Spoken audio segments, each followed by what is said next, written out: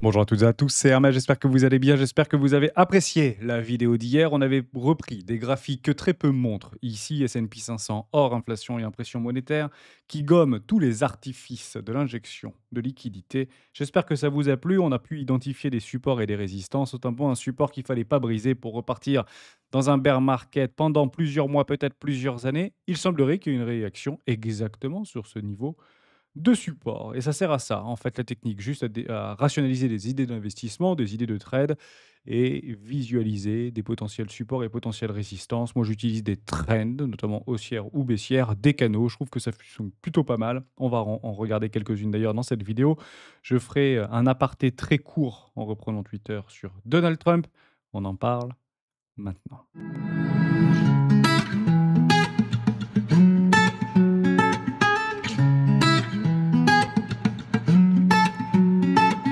Et juste avant de commencer, je vous invite toujours à rejoindre le score des rois du marché. Vous trouverez le lien dans la description. À l'intérieur, une documentation qui s'appelle la stratégie des 4 rois. N'hésitez pas à l'utiliser, vous en imprégnez, vous en inspirez pour vous aussi. Trouvez votre propre style d'investissement, que ce soit sur le court, moyen, long terme, voire très long terme.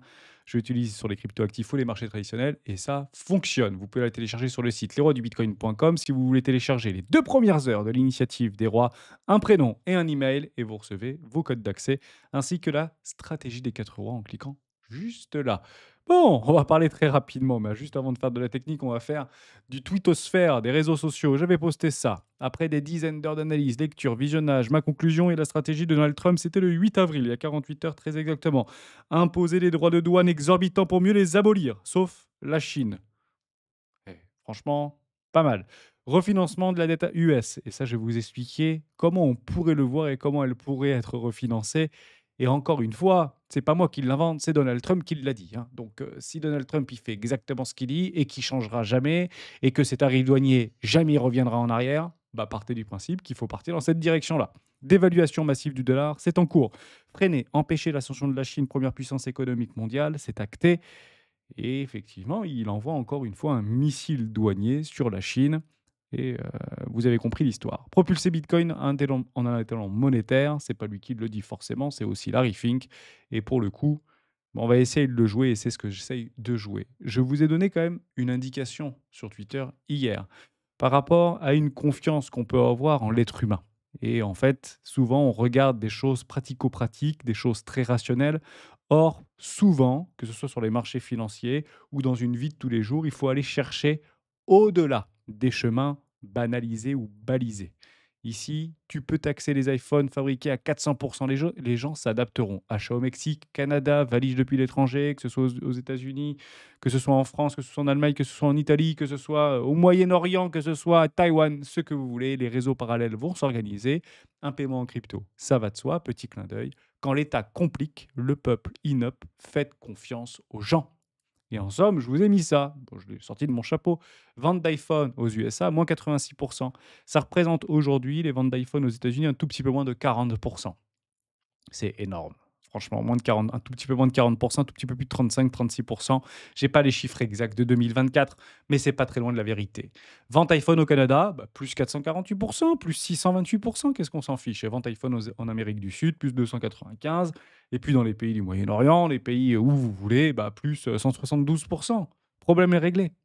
Donc les gens s'adaptent par rapport à une situation. Votre grille-pain, vous le mettrez dans votre valise ou votre micro-ondes. Vous essaierez de le faire passer parce que les réseaux parallèles vont très, je dis bien très rapidement s'organiser. Ils font passer 140 000 tonnes par an de produits stupéfiants du Mexique, de Colombie, de machin aux États-Unis. Franchement, ils vont bien réussir à faire passer quelques conteneurs d'iPhone. On va être tout à fait honnête avec vous. Et ça alimentera un marché parallèle, évidemment. Donc, laissons faire le cours, laissons faire les choses. Je ne dis pas que ce sera la majorité des ventes, mais encore une fois, si on doit aujourd'hui short debout sur la table Apple parce que 66% aujourd'hui de son revenu net, c'est la vente de hardware, donc iPhone, AirPod, tablette tactile ou tout ce que vous voulez, partez du principe qu'il devrait surprendre le marché positivement si on reste dans les chemins de fer, si vous voulez. Donc pensez que les marchés arrivent à sortir de ces chemins banalisés ou balisés. Et il faut comprendre que tout se passera très probablement mieux que prévu pour iPhone ou pour ces entreprises qui vendent aujourd'hui des produits qui sont majoritairement fabriqués en Chine. Ça aussi, ça m'a fait doucement rire. Ce matin même, this great time to buy. Bon, grosso modo, il nous invite à acheter les marchés financiers, il nous invite à acheter. Et donc, grosso modo, Michael Saylor dit bah, c'est great time pour le BCC. Et moi, j'ai dit c'est great time pour la destitution. Parce que ça, c'est clairement, et je ne suis pas seul à le dire, enfin, plus c'est gros, plus ça passe. Mais c'est un motif, il n'en faut pas plus pour une destitution. Donc, je me pose presque la question d'aller voir du côté de Polymarket pour savoir quels sont les pourcentages de chances que Donald Trump finisse pas ses 4 ans. Quoi. Parce que honnêtement, il en faut beaucoup moins que ça pour faire sauter des personnalités publiques. Je trouve ça complètement délirant. Il a eu un coup de flip, en fait, Donald Trump. Je pense qu'il s'est pissé dessus. Voilà, je pense que c'est une petite bite et qu'il s'est pissé dessus. Il y a 3 jours, il nous explique qu'il va clairement pas modifier son fusil d'épaule. Grosso modo, il a eu 3 coups de fil ou un passage de 2 hedge funds sur la photo d'hier. Alors, est-ce que c'est du fake? Est-ce que c'est pas du fake? Grosso modo, les deals initiés, c'est... Enfin, maintenant, on prend des photos à la Maison-Blanche pour prouver un délit d'initié. Enfin, c'est... Ok, j'ai même plus envie d'en parler parce que c'est du délire complet. Revenons sur quelque chose de pratique, des choses qui nous intéressent. La crypto-monnaie est enfin libérée aujourd'hui. On a une fenêtre de tir. Il faut donc dès maintenant qu'il se décorrèle du marché traditionnel. Je vais vous expliquer comment je le vois pour qu'il puisse se décorréler du marché traditionnel. La première chose que je vois, c'est ça. C'est que le retail continue massivement à acheter les indices, continue massivement à acheter le S&P 500, continue massivement à acheter le Nasdaq. Ça, c'est très très bon. Parce que tant que le retail et le peuple est en train d'acheter des indices, ils n'achètent pas de la crypto. Vous savez pourquoi? Parce que la crypto, c'est de la merde. Et oui, ce sont des relais de croissance, c'est de la value, c'est de l'hypothétique, c'est du mensonge, c'est du Ponzi, c'est tout ce que vous voulez. Donc, si on voit une décorrélation par rapport au marché crypto vis-à-vis des indices, à ce moment-là, c'est pas du retail qui achète. Et c'est exactement ce qu'on veut voir. Et on ne peut le constater que dans une seule forme, concrète et cohérente, une surperformance. Il n'y a pas 36 solutions. Vous prenez ici la performance du Nasdaq ou du S&P 500. Sur la journée d'hier, belle remontada, algorithmique, hein, 80% c'est des bots de trading. Si vous l'avez joué, bravo, mais c'est impossible à jouer en réalité, puisque au moment de la news, le truc, il avait déjà pris 7% ou 8%. Donc si vous étiez dedans, tant mieux. Si vous aviez joué contre-pied, tant mieux. Si vous aviez sur des petits time frames et que vous avez transformé votre trade en swing, c'est ce que j'ai fait personnellement sur Ethereum, tant mieux. Je suis sorti hier soir. J'ai pris l'argent, j'ai pris beaucoup plus d'argent que j'avais prévu, je l'ai transformé en swing. C'est même ma femme qui m'a dit, mais t'as vu la news de Donald Trump reporte de... Mais non, mais ça, je lui ai dit, ça fait, il y a 3 jours, ça, c'est faux. Alors comprenez-le comme ça. Il y a quand même 3 jours, il y a le Trésor, le secrétaire du Trésor américain, qui nous explique que Donald Trump repousse de 90 jours. Ça ne peut pas être une coïncidence. Ces gens-là le savent, en fait. Donc, évidemment qu'il y a du délai d'initié. Donc, quand j'ai des commentaires et je les comprends, on s'en fout qu'il y ait du délai d'initié, l'objectif, c'est d'en profiter. On n'en profite pas parce que ça ne se joue pas sur le spot, ça joue sur les contrats à terme, et notamment sur les contrats options. Vous mettiez sur les contrats options sur la fin de la journée hier sur un put, sur un call, pardon, sur l'obligataire, sur l'indiciel, vous mettiez 1000 balles, vous transformiez 1000 balles en fin de journée à 1 400 000. 150 000% d'augmentation. C'est ça, en fait. Et ça, vous pouvez pas le jouer. Moi, je peux pas le jouer. Personne ne peut le jouer. Déjà, l'accessibilité sur ces produits dérivés, c'est assez compliqué. Et d'ailleurs, je ferai une analogie par rapport à une représentation que je peux vous donner vis-à-vis d'un compte courant qui, pour moi, ne s'appelle pas un compte courant. C'est un compte de collatéral avec livret A et tout ce qui se passe autour. Ça, je pense que ça peut être intéressant, mais comme je finirai cette vidéo via des marchés plus traditionnels avec quelques actions, puisqu'il y a quand même des belles opportunités, dont l'opportunité du siècle. Personne ne la voit. Je vous donne l'opportunité du siècle. Elle est juste dingue. Si j'ai de l'argent sur les livrets A, je vous le dis que je le mets là-dedans pour les 3 prochaines années. Et à mon avis, je ne vais pas pleurer. Je serai très content. Et je vais probablement le faire pour le coup pour les assurances vie de mes enfants. Bon, ici, on revient à ce qu'on voulait dire. S&P 500, plus 10%. Ici, Nasdaq, plus 12%. Bitcoin, de la merde. Ethereum, de la merde. Et beaucoup de cryptos, de la merde, puisqu'ils n'ont même pas surperformé un indice. Mais la fenêtre de tir vient de s'ouvrir. Donc, le crypto total, vous avez compris l'idée. Si Nasdaq, etc., vient chercher une zone de rechargement de vente, des zones de liquidité en dessous des précédents highs, formidable. 15%, 20% d'augmentation. Il faut que le crypto total prenne 50%. Et là, à ce moment-là très précisément, vous avez compris qu'il y a une décorrélation entre le marché cryptographique et le marché des indices. Et c'est exactement ce qu'on veut observer. Et je pense que le retail n'y sera pas. Nous, on y sera parce qu'on y est jusqu'à la mort et jusqu'aux enfers. Mais la nouvelle majorité n'y sera pas. C'est une certitude absolue. C'est certain, en fait. Parce que c'est toujours mécanique. D'abord, on va dire: «Ouh là là, j'ai peur». Ensuite, bah, je vais remettre sur Apple, sur machin, sur truc, sur les indices. Puis: «Ah, mais la crypto, elle a fait plus que les indices, donc je vais arriver». Et vous avez compris que vous avez déjà perdu 60 ou 70 de performance relative. Et votre objectif, c'est de mettre du levier pour pouvoir rattraper ces 70 que vous avez donc émotionnellement loupés. Mais là, vous avez la réponse d'une décorrélation. Ce qu'il faut aussi comprendre, c'est assez important, c'est qu'un bottom, c'est pas un point bas. Voilà, parce que personne aujourd'hui peut dire que sur le S&P 500, c'est un bottom, sur Bitcoin, c'est un bottom, sur les indices, c'est un bottom, sur Apple, c'est un bottom. En fait, on n'en sait rien. Je vous donne la définition pure d'un bottom de marché. Un bottom est un point haut plus haut que le précédent derrière une traîne en formant une structure. Ok, c'est un peu plus compliqué que prévu. Ça, c'est tout simplement un lot. Voilà, c'est un lot, c'est un point bas. Là, c'est un point bas. Là, c'est un point bas. Là, c'est un point bas. Et on a tendance, un petit peu trop vite en besogne, de dire là, c'est le bottom, là, c'est le bottom, là, c'est le bottom, là, c'est le bottom. Non, absolument pas. Ce sont des points bas. Un bottom, je vous le donne sur Bitcoin, c'est la raison pour laquelle j'utilise des trends. Donc là, vous avez une magnifique trend qui vient chercher tous mes highs, là. Et il faut casser cette trend. Donc, un bottom, c'est quoi? C'est une structure d'un point haut plus haut que le précédent derrière une trend. À ce moment-là, vous avez un bottom. C'est tout. Ni plus ni moins. Voilà. Les pros, les gros, les mastodontes, la smart money, les big boys, les sachants, les avérés, les initiés, ils achètent tout. Ils achètent là. Voilà. Ici, il y a beaucoup de liquidités, on le sait, et vous allez voir des choses qui vont nous troubler. Faites attention, entre les 85 000 $ et les 91 000 $ ou 92 000 $, il y a beaucoup de vendeurs, beaucoup de sell limit, beaucoup de tout ce que vous voulez. Oui, ils prennent la contrepartie. Parce que dès que cela on les a pétés, ça part to the moon. Et c'est comme ça que ça marche, hein. C'est exactement comme ça que ça marche. C'est comme ça que ça marche tout le temps, en fait, hein. Ici, vous prenez une trend, bah, on l'avait déjà mis, soit dit en passant. Là, on casse une trend.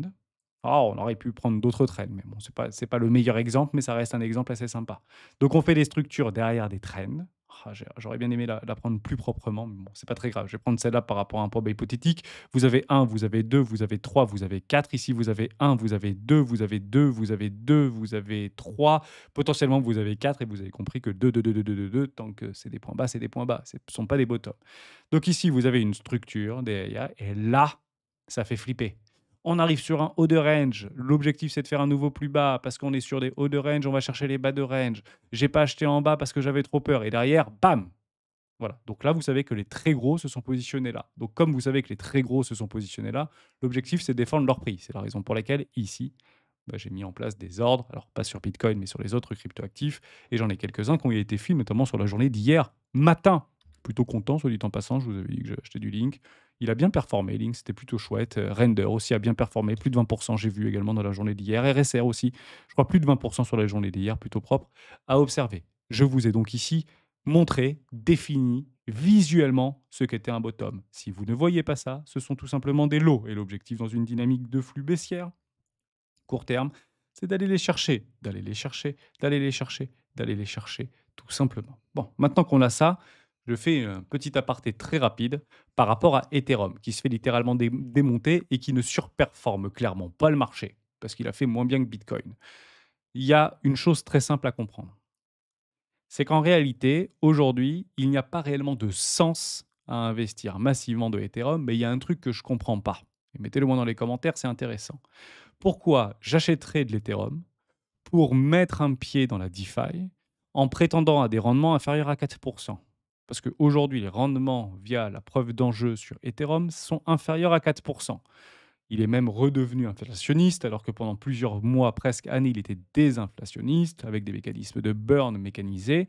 Aujourd'hui, prendre du risque en mettant un pied dans la DeFi via des leviers et des mécanismes type Ethereum, crypto, qui me rapporte moins qu'une obligation étatique, franchement, c'est bullshit. Clairement bullshit. Et je vous le prouve d'ailleurs ici. On va prendre ça, on va prendre le ZN1 sur les contrats à terme, sur les obligations à 10 ans américaines, et je vous colle de l'Ethereum. Vous allez voir, c'est formidable. Regardez ça, j'efface tout et je vous le donne en mille. En fait, on le voit bien, cette transition entre un monde spéculatif drainé par l'émotivité et par du retail, parce qu'il y avait une forte corrélation entre ces bons à 10 ans Ici, ça baisse, ici, ça monte, ici, ça rebondit, ici, ça baisse un peu, ici, ça baisse un peu, ici, ça explose, ici, ça crache, ici, ça latéralise, ici, ça latéralise, ici, ça baisse, ici, ça explose. Donc, des corrélations. Eh oui, ici, ça baisse, ici, ça baisse, ici, ça baisse, ici, ça explose. Les gros rentrent dans la danse, les institutionnels rentrent dans la danse. Donc, vous voyez bien ici une décorrélation par rapport à l'obligataire vis-à-vis de ces marchés risqués qui sont aujourd'hui des outils encore très spéculatifs, mais c'est très flagrant. Regardez bien. Ici, ça baisse très fort. Ici, ça baisse, ça rebondit, point bas. Ici, ça monte. Ici, ça monte. Ici, ça baisse. Ici, ça explose. Ici, ça baisse. Ici, ça baisse. Ici, ça monte. Ici, ça baisse. Ici, ça monte. Ici, ça baisse. Ici, ça baisse. Ici, ça monte. Ici, ça baisse. Ici, ça monte. Ici, si ça baisse. Donc, ça monte. Et vous avez en fait, et on est en train de vivre actuellement, à travers la politique de Donald Trump, une dégradation assez violente de l'obligation à terme à 10 ans sur le marché américain. Et je pense que c'est ça qui a fait clairement flipper Donald Trump. S&P 500 qui craque, et ici, les T-notes, 10 ans, 10 years, qui explosent. Ça, ce n'est pas normal. Si vous continuez à faire ça, il y a très probablement quelque chose, on ne sait pas, aurait signifié un Black Swan. Il y a peut-être, on vient peut-être d'éviter, on le saura peut-être probablement jamais. Alors, on verra peut-être une série Netflix dans 3 ans qui nous explique un jour d'avril 2025, là où la planète financière a failli imploser. Et Toto Dupont est parti dans le bureau ovale pour expliquer à Trump qu'il y avait un truc qui allait péter parce qu'on n'était pas couvert et que l'Amérique n'est pas couverte. Peut-être qu'on l'a loupé, peut-être que ça va quand même arriver. Malheureusement, on le subira. Prenez-le comme une opportunité, surtout sur les marchés cryptographiques, tout simplement. Donc, maintenant qu'on a ça, on peut donc essayer de comparer, comme on avait réussi à le faire avec les académiciens, de façon même si un peu hasardeuse, une action qui ne reflète en aucun cas une performance du passé ou une activité du passé, puisqu'une action, je parle ici d'une action physique, une action traditionnelle, ne reflète en elle-même que la performance qu'elle pourrait offrir à ses détenteurs. Voilà. Donc en fait, le passé d'une action, je peux en prendre une, je peux prendre les indices hein, si vous voulez, on va prendre S&P 500, je vais enlever tout simplement ça, ça ne nous intéresse pas. C'est quelle est la capacité de l'indice du S&P 500 à nous offrir, nous, aux détenteurs de cet indice, donc différents paniers d'actions qui le composent, des performances futures. Bah, on comprend bien que ça a été assez remis en cause rapidement. Donc on a un sursis, il y a une remontée du marché, mais qui est très algorithmique, donc très superficielle ou artificielle. Surtout que dans 3 mois, il semblerait qu'il y ait quand même des choses qui vont se passer, soit dit en passant. Donc Dead Cat Band, et on peut le considérer comme ça à l'heure où je vous parle. Moi, je pars du principe qu'il y aura une décorrélation du marché crypto face aux indices, donc je le joue debout sur la table. Mais comprenez-le comme ça. La seule lecture du passé ne nous permet qu'une seule chose, essayer de trouver des points là où des acteurs se sont rencontrés. Offre, demande, support, résistance, point barre. Et donc, si vous voulez essayer de jouer le futur, essayez de trouver des actions qui aujourd'hui nous proposent des rendements solides, malgré le fait qu'il y ait aujourd'hui une politique pas forcément accommodante pour les marchés à risque. Et on peut faire ce parallèle avec Ethereum. Tant qu'aujourd'hui, les obligations d'État, certaines actions très valorisées, bien capitalisées, bien structurées, avec un bon cash flow, nous proposent des rendements supérieurs à Ethereum ou aux différents actifs traditionnels, bah, c'est que va être compliqué de le voir en fait s'apprécier. Or, il y a un hic. Et ce hic, il se trouve en fait dans sa TVL. Il n'y a pas réellement de raison cohérente de voir une TVL aussi importante sur Ethereum. Je trouve ça juste fou. Donc son prix actuellement, il est quand même beaucoup plus bas, vous le voyez par rapport à son price action. Son prix est beaucoup plus éclaté au sol que sa TVL. Donc oui, donc vous le voyez bien ici, en bleu, c'est la TVL, en rouge, c'est le prix. Donc en jaune, on est passé en dessous, alors qu'en bleu, on est resté au-dessus des supports. Pourquoi les gens, ils se barrent pas en fait? Pourquoi la smart money se barre pas d'Ethereum? C'est juste qu'elle a confiance. Donc ça, c'est quand même un signe assez déterminant pour dire, OK, il y a quand même des choses qui sont en train de se passer sur Ethereum. Il n'y a pas encore une adoption massive. Il n'y a pas beaucoup plus de développeurs qu'il y en avait encore 3 ou 4 ans en arrière. Mais l'avenir, pour ceux qui aujourd'hui détiennent de l'Ethereum, est plutôt positif dans un avenir plus ou moins proche. Et ça, je ne l'explique pas. Puisque aujourd'hui, ces gens-là, ils touchent quand même moins de pognon. Parce que si vous regardez par rapport aux revenus fees d'Ethereum depuis la preuve d'enjeu, C'est ridicule. Il y a pas de pognon à se faire sur cette blockchain et vous le voyez bien. On va sur MetaMask, on va sur Uniswap, on fait des trades sur la blockchain Ethereum, ça nous coûte moins d'1 $ ou ça nous coûte 20 centimes de dollar. J'ai jamais vu ça, le truc il est moins cher que Polygon Matic, je trouve ça complètement dingue. Non, en politique, c'est 1 centime. Mais vous comprenez bien que il faut quand même récompenser, avoir du revenu, avoir du levier là-dessus. Donc oui, il y a du levier via du restaking, etc., qui permet de booster aujourd'hui, de pouvoir restaker les Ethereum qui sont déjà stakés pour pouvoir les mettre dans la DeFi.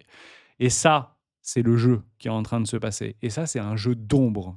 Et c'est la raison pour laquelle Ethereum, même si son prix est plutôt malmené par rapport à des liquidations massives sur les différents protocoles décentralisés, il faut l'imaginer un petit peu comme ça.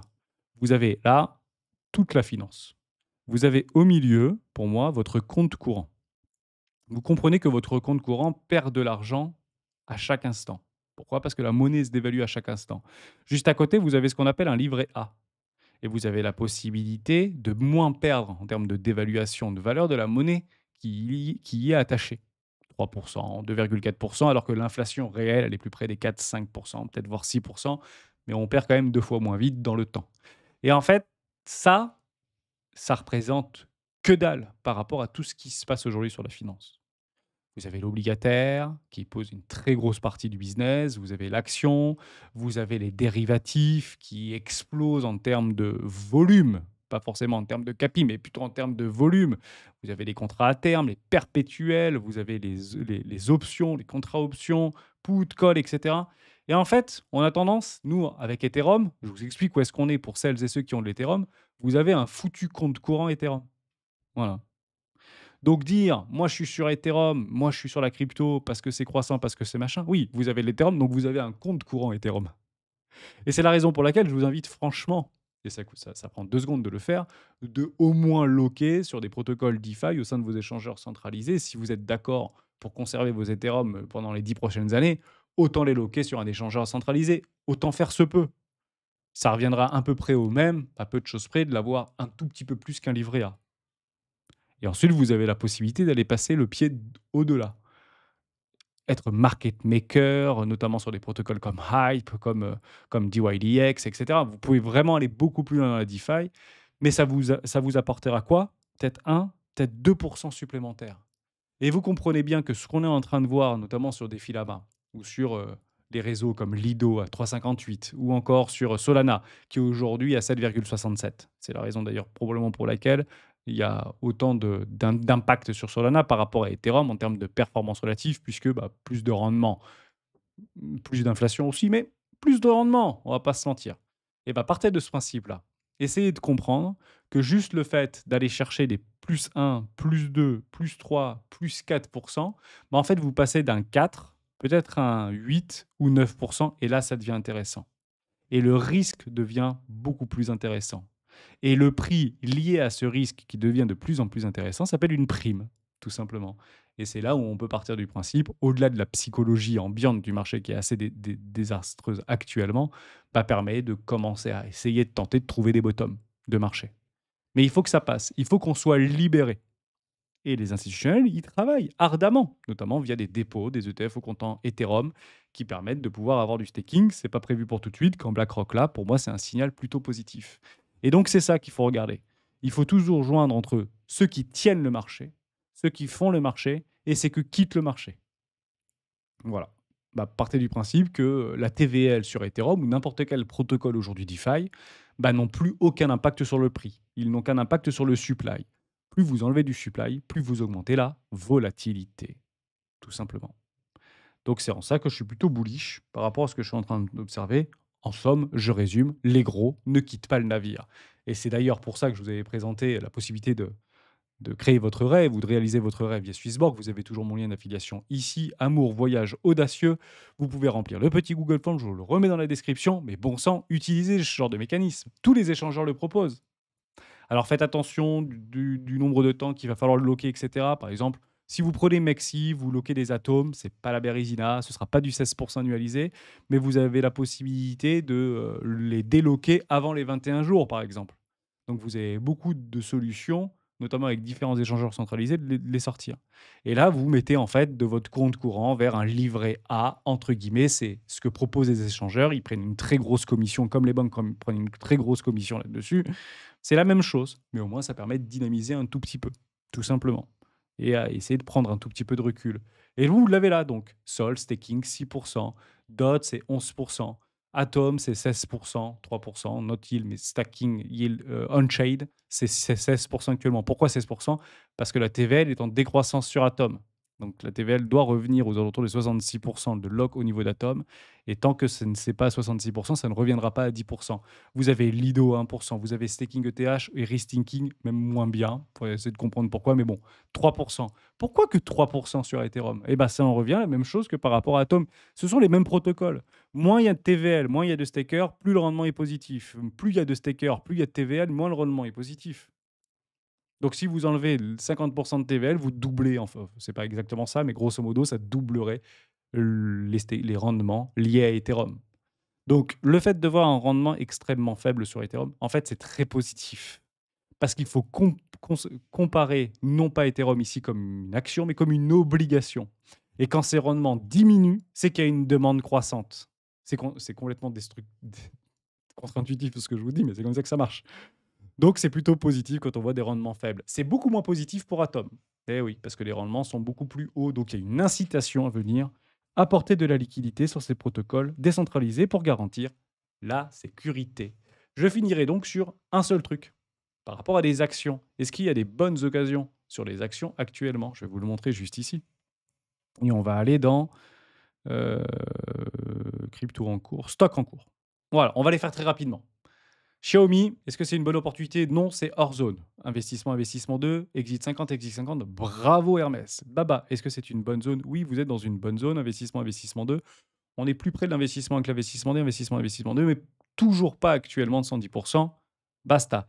Est-ce que ou pas, Coin est un bon asset? Bon, bah, très corrélé au marché crypto. Personnellement, je l'ai pris, j'ai pris mes 50%. Je suis sorti, d'ailleurs, j'ai arbitré Coin parce que je préférais avoir de la crypto plutôt que Coinbase de Coin. Vous avez CPNG, c'est le Amazon sud-coréen. Bon, est-ce que c'est intéressant, pas intéressant? Vous avez des bonnes zones. Il faut savoir que Bill Gates est très investi sur cette action-là. Il l'a acheté. Et si vous achetez maintenant cette action de Kunpeng, vous l'achetez moins cher que Bill Gates. Si ça permet de faire un petit clin d'œil. Deezer. Bon, Deezer se fait quand même assez malmener. Beaucoup de difficultés à s'externaliser. Spotify nous a donné beaucoup de performances que j'ai d'ailleurs vendu pour acheter des crypto-monnaies encore, puisque moi j'ai fait déjà cette rotation et je vous conclurai sur cette rotation juste après. Netflix, bah, hors zone, bravo Hermès, encore une fois, investissement exit 50, exit 50. Je l'ai découpé parce que j'avais premier arrêt zone de rechargement de vente par rapport à l'Omerta qu'il y avait eu. Donc pendant l'Omerta, le truc il a plus que doublé. On attend l'expansion à 110%. NIO, Hermès, t'as pas été très malin sur ce coup-là. Pourquoi t'as pas acheté BYD? BYD, bah oui, BYD, bien évidemment. Qu'est-ce que je m'embête avec NIO? Parce que NIO sont dans mes zones, en fait. Zone de rechargement d'achat, première classe, classe éco, investissement, investissement 2, ça continue à se dégrader, ça finira peut-être à zéro et vous avez du BYD. Et vous avez raison. Pourquoi ils ont pas acheté du BYD? Parce que j'achète pas ça, moi. Moi, j'achète pas de l'Apple, j'achète pas de BYD, j'achète pas des trucs qui sont dans la lune, en fait, tout simplement.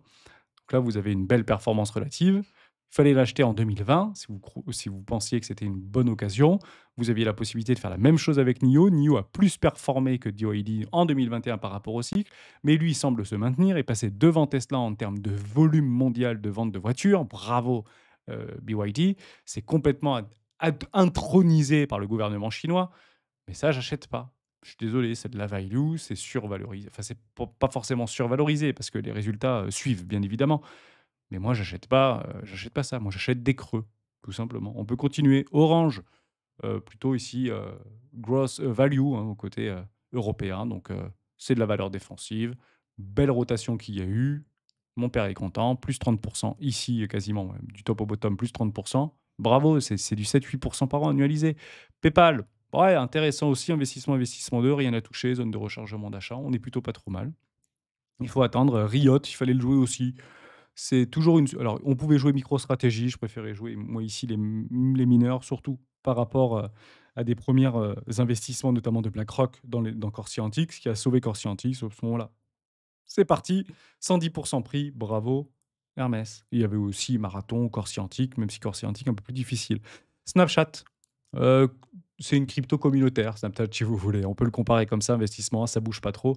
Est-ce qu'on va faire la même performance que Twitter et initialement? Square, donc bloc ici, à vous de voir. Investissement, je le prends. Je pense qu'il a quand même des bonnes idées et il tend quand même Bitcoin vers plutôt une monnaie, donc via, Lightning Network et cetera, plutôt qu'une réserve de valeur et part du principe, Marc Dorsey, que si Bitcoin n'est qu'une réserve de valeur, alors il échouera aux yeux, du monde, tout simplement. C'est une version qui est intéressante. TME, pareil, Tencent Music Entertainment, notamment avec des ramifications avec Ubisoft.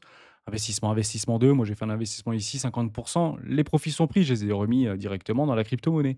Zoom, bah, Zoom un peu moins bien. Ici, Intel, Intel ça a sonné, hein, pending exécution. J'ai un poste à prendre ici. Est-ce que vous le prenez? Est-ce que vous le prenez pas? En fait, personne n'a envie d'acheter Intel. Et bah, partez du principe que personne n'a envie d'acheter Intel et personne n'a envie d'acheter nos crypto-monnaies préférées. Est-ce que ça veut dire que c'est une bonne solution? Bon, bah, historiquement, ça n'a pas été une mauvaise idée quand même d'acheter, même si ça peut aller quand même dans une zone de rechargement commercial. Donc j'ai eu un premier signal, il y a eu quand même un rebond. On reste dans une dynamique de flux baissière ici, donc on peut très bien aller chercher des structures, derrière des trendlines, pour avoir un bottom. Les gros se positionnent ici, vous avez compris l'histoire. Pas plus de choses à dire. Donc je finirai là-dessus sur Intel. Intel est l'exacte similitude dans ce qu'on est en train de voir sur notre crypto total préféré. Qu'est-ce qu'il faut dire par rapport à ça? Bah, c'est très simple. Si vous avez une surperformance par rapport au marché cryptographique qui va plus galvaniser des flux financiers entrants et surperformer des indices. En somme, Order fait 120%, le crypto total 1 fait plus 50%, Bitcoin fait plus 45% à l'heure où je vous parle. Il faudra le voir par rapport au stablecoin. On n'a pas le choix. S'il n'y a pas de rentrée massive sur ces foutus stablecoins, ça ne fonctionnera pas. Je vous explique pourquoi. Puisque c'est une super arme, c'est un bras armé aujourd'hui des acteurs de stablecoins comme Circle ou encore Tether pour pouvoir acheter de l'obligation américaine. Vous achetez de l'obligation américaine, vous créez de l'USDT, c'est quelque chose de très virtuel en réalité. Vous renonnez du dollar directement au bon du Trésor américain, enfin à la Fed américaine, et derrière, tout le monde est content. Donc il y aura bien une transition, une rotation entre les marchés indiciels traditionnels qui vont souffrir de la politique de Donald Trump, c'est une certitude. Bien sûr que ça ne fera pas forcément des plus hauts d'ici les 3 prochains mois, sauf s'il y a une ingérence de la Fed. On l'attend et on peut l'attendre, hein, puisqu'elle arrivera de toute manière. La corrélation entre le Trésor américain et la Fed, franchement, si on prend 3 mois avant de se mettre au pli, ça prendra pas beaucoup plus de temps que ça. Donc il y aura de l'ingérence de la Fed. Ça a déjà commencé avec une réduction du tapering, non pas du quantitative easing, mais il arrivera s'il y a un crash financier, bien sûr qu'il arrivera. Mais c'est clairement ça que je vais regarder, moi, avec une grande attention. Il faut que cette capitalisation augmente parce qu'ils achètent des bons du Trésor et donc la martingale ou pas la martingale, mais au moins on remet de l'eau dans le moulin. Parce que ça fait stablecoin, crypto. Terminé. Et ça réinflue et ça réinjecte de la liquidité. Actuellement, il y a une belle montée, mais il y a une forme quand même de dégradation et c'est pas vraiment ce que je voulais voir. Donc, il va falloir voir ceci. Si vous voyez un truc comme ça, honnêtement, je pense que c'est le bon moment pour avoir un Alcézode et pour avoir un magnifique ou une reprise du marché haussier, si vous voulez, suite à une petite correction, tout à fait maîtrisée, soit dit en passant. Et ça, il faudra l'observer. Si vous observez ça, à mon avis, on est sur le bon pied et on est dans le bon trend. On se retrouve demain pour le live des rois du Bitcoin. Ciao, ciao.